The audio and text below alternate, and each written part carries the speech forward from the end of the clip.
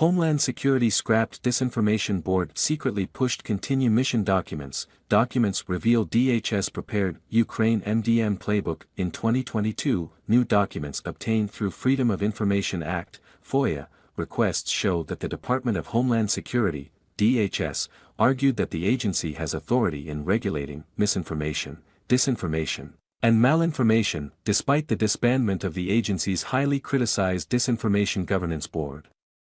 In heavily redacted memos obtained by Americans for Prosperity Foundation (AFPF) and reviewed exclusively by Fox News Digital, the agency appeared to circulate ahead of the launch of the Disinformation Board justification that DHS has regulatory or statutory authority in the MDM space, short for misinformation, disinformation, and malinformation, but because DHS withheld all the substance in these memos that AFPF requested via FOIA and then by a lawsuit, the group says DHS is effectively relying on secret authorities for its work in the MDM space.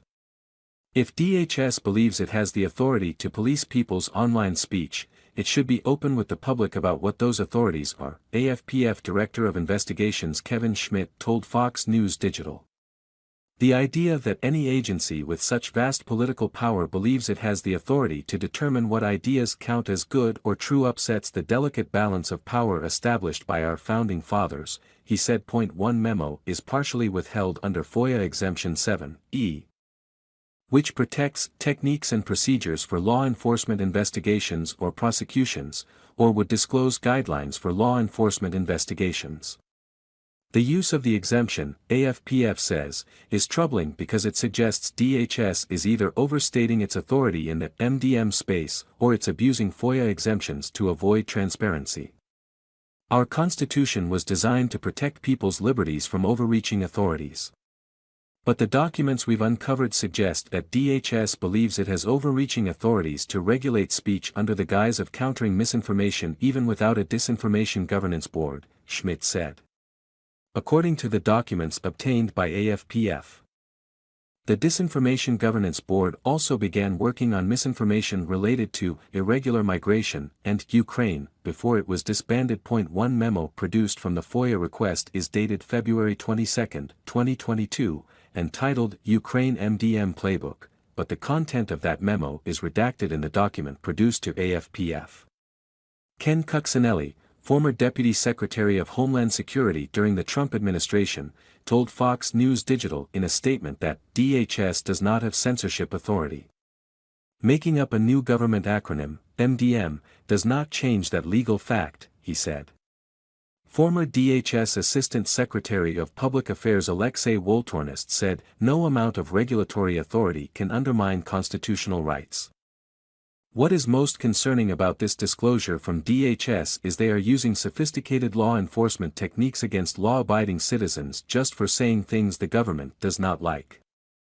In August 2022, Homeland Security Secretary Alejandro Mayorkas terminated plans for the Disinformation Board after mounting backlash, but in November 2022, leaked documents published by The Intercept revealed that while DHS disbanded the Disinformation Board, the agency was still working to combat disinformation on a range of topics, including COVID-19, vaccines, racial issues, the withdrawal of U.S. troops from Afghanistan and Ukraine aid.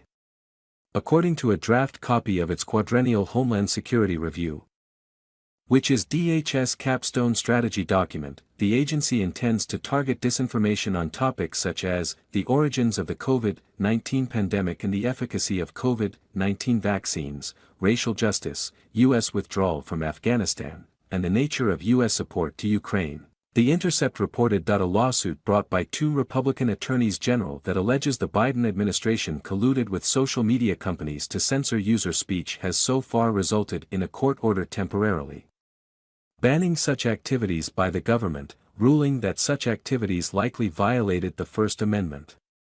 The Justice Department appealed the court order to the Supreme Court, arguing that the unprecedented injunction installing the United States District Court for the Western District of Louisiana as the superintendent of the executive branch's communications with and about social media platforms, including senior White House officials' speech addressing some of the most salient public issues of the day.